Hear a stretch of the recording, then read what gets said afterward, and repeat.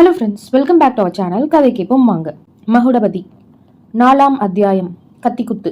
மச்சு படிக்கட்டுல ஏறி மேல் மாடி தளத்தை அடைஞ்சதும் மகுடபதி சுத்துமுட்டும் பார்த்தான். ஒரு பெரிய ஹாலும் அதோடைய ஒரு புறத்து சுவருல 2 வாசப்படிகளும் தெரிஞ்சுது.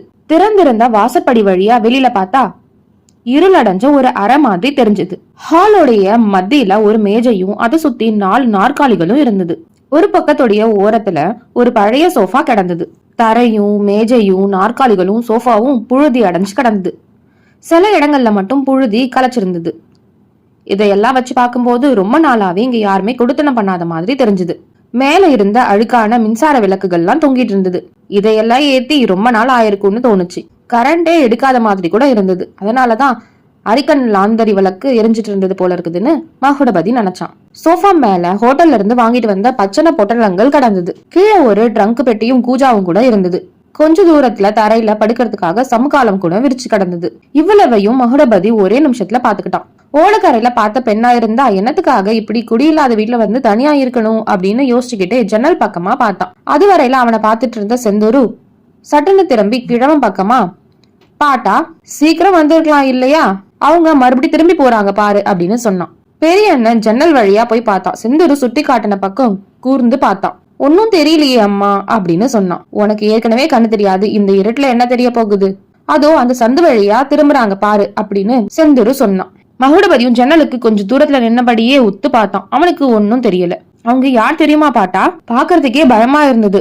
இவருக்கு மட்டும் கொஞ்சம் கூட பயம் இல்ல போல இருக்குதே அப்படின்னு சொல்லிக்கிட்டு செந்தூரு ஜன்னல் பக்கத்துல இருந்து திரும்பினான்.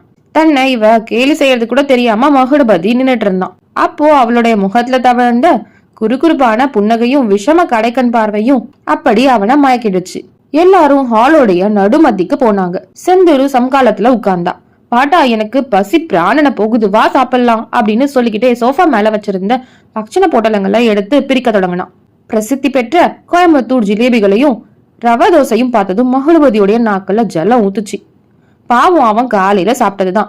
நிஜமாவே அவனுக்கு பசினால பிராணன் போயிட்டு இருந்தது.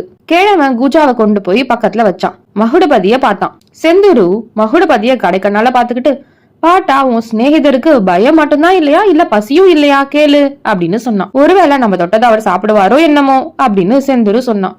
ஏம்மா அப்படி சொல்ற, இவரும் நம்மளுடைய இனத்தை சேர்ந்தவர் தான், அது மட்டும் இல்லாம இவரு காந்திக்காரராச்சே அப்படின்னு சொன்னான். இந்த அழகான கையினால விஷத்தை கொடுத்தாலும் சாப்பிட்டுடலான்ற மனோநிலையில அப்போ மகுடபதி இருந்தான். மகுடபதியும் அவங்களுக்கு பக்கத்துல போயிட்டு உட்கார்ந்துக்கிட்டான். அழகுதான் கவுண்டரே, இப்போ எனக்கு இருக்கிற பசியில உங்களுக்கு ஒன்னும் பாக்கி வைக்க மாட்டேன். ஆமா, இதையெல்லாம் எப்போ வாங்கிட்டு வந்தீங்க அப்படின்னு செந்தூரு கேட்டா. போலீஸ் கலாட்டாவுக்கு முன்னாடியே வாங்கிட்டு வந்துட்டியோ? சாயங்காலம் தான். ஹோட்டல்